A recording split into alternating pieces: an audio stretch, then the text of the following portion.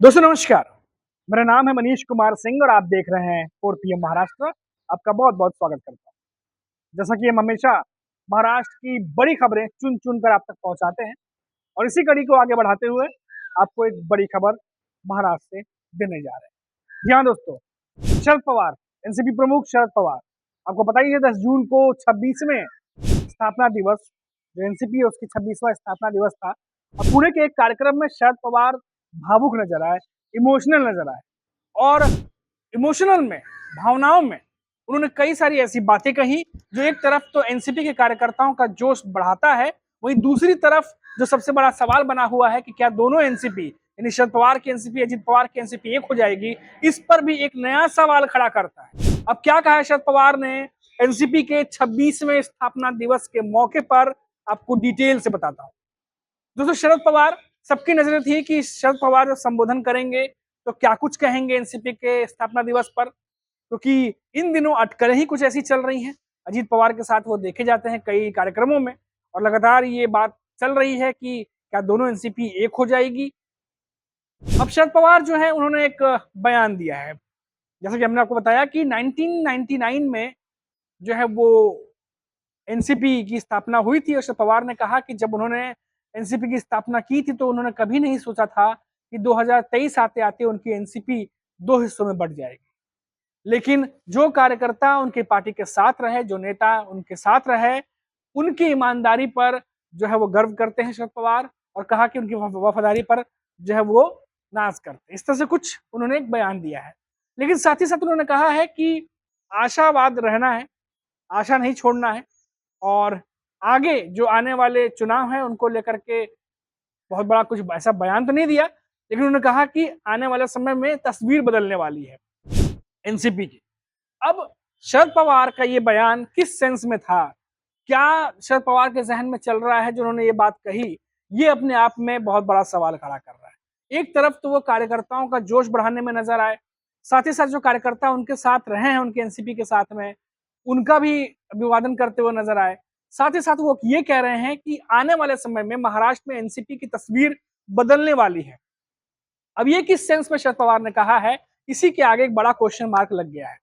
क्योंकि आपको पता ही है पिछले कुछ दिनों से लगातार महाराष्ट्र में अजीत पवार की एनसीपी और शरद पवार की एनसीपी के बीच करीबियां देखी जा रही हैं। दोनों प्रमुख नेता साथ-साथ कई जगहों पर नजर आते हैं और ऐसे में ये कहा जा रहा है कि शरद पवार जो हैं वो कुछ बड़ा फेरबदल कर सकते हैं आने वाले समय में।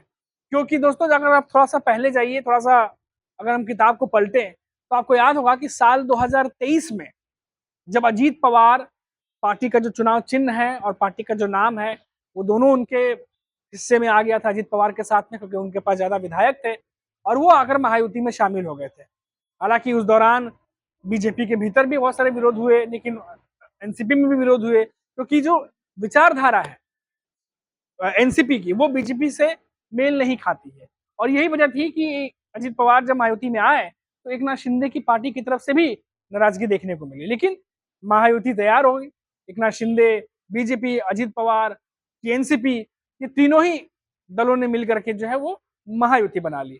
उसके बाद की कहानी आपको लगातार पता ही है कि 2 ढाई साल बाद फिर चुनाव हुए और महायुति की सरकार आ गई। लेकिन अजीत पवार के साथ ज़्यादा नेता हैं और ऐसे में माना ये जा रहा है कि सांसद जो है वो शरद पवार के पास ज़्यादा है और सभी को ये लगता है कि बीजेपी की नज़र जो है वो शरद पवार के सांसदों पर है। क्योंकि आपको पता है कि बीच में एक खबर बहुत चली थी कि अगर नीतीश कुमार या चंद्रबाबू नायडू में से कोई भी पीछे हटता है, क्योंकि उनके सहारे सरकार चल रही है केंद्र में बीजेपी की, तो ऐसे में बीजेपी की नज़र महाराष्ट्र पर टिकी हुई थी क्योंकि 8 सांसद शरद पवार के पास है।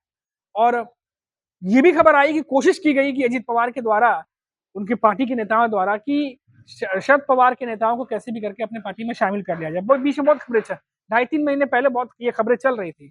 लेकिन इसके बारे में कुछ भी ज़्यादा और डिटेल सामने नहीं आई, या अटकलें थी या गॉसिप था। क्योंकि ये भी सुनने में आया था कि सुप्रिया सुले नाराज़ हो गई थी। प्रफुल्ल पटेल को उन्होंने फ़ोन भी किया था कि कुछ नेता ये कोशिश कर रहे थे कि कुछ नेताओं को अपने पाले में लाया जाए। लेकिन वो खबरें थी, उस समय खबरें ये चलती रहीं लगातार 2.5-3 महीने पहले और फिर वो अभी दब गई हैं।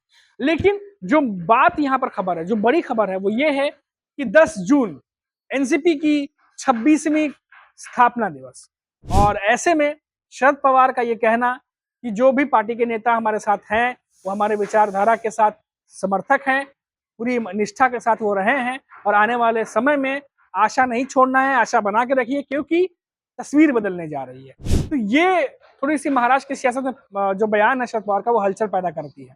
अब देखते हैं दोस्तों कि ये जो कहानी है, ये क्या करवट लेगी आगे क्योंकि काफ़ी इमोशनल, काफ़ी भावनात्मक तरीके से शरद पवार जो है उन्होंने ये बातें कही हैं और थोड़े से इमोशनल भी दिखाई दिए हैं वो। और क्योंकि महाराष्ट्र में एनसीपी एक बड़ी पार्टी है, आपको पता ही है, खासतौर से जो महाराष्ट्र की इंटीरियर है वहाँ पर एनसीपी की मजबूत पकड़ है। अब चाहे वो 2 हिस्सों में भले बटी हुई हो लेकिन अजित पवार की एनसीपी, शरद पवार की एनसीपी दोनों की पकड़ मजबूत है, खासतौर से पुणे के एरिया में, जहाँ पर ये कार्यक्रम हो रहा था।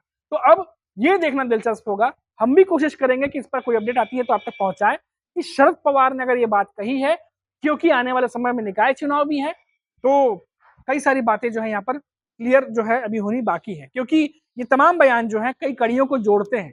क्या वो जुड़ेंगे या नहीं जुड़ेंगे ये तो आने वाला वक्त बताएगा। अभी के लिए इतना ही। आप देखते रहिए 4 पीएम महाराष्ट्र। फिर लौटेंगे तो बात करेंगे किसी बड़ी खबर पर और चैनल को सब्सक्राइब कर दीजिएगा क्योंकि जैसे ही महाराष्ट्र की कोई खबर अपलोड होगी आपको नोटिफिकेशन मिल जाएगा। तो अभी के लिए इतना ही। आप देखते रहिए 4 पीएम महाराष्ट्र। नमस्कार।